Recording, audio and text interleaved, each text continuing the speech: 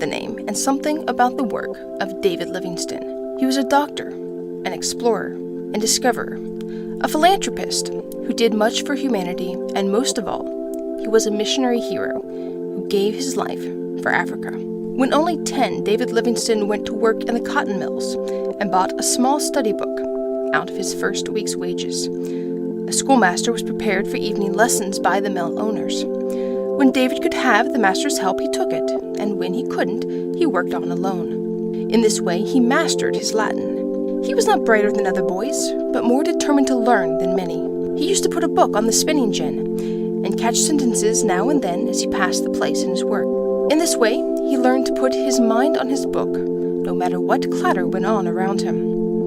When 19, he was promoted in the factory. At 20, the young man became an earnest Christian.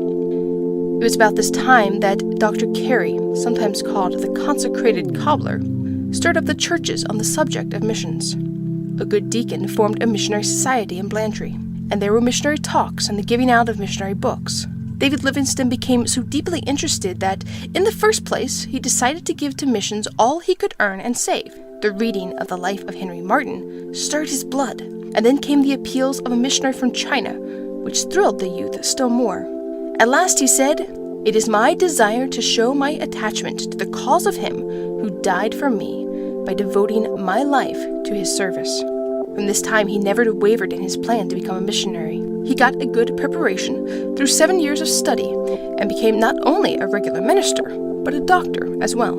The young man wanted to go to China, but the opium war there prevented him.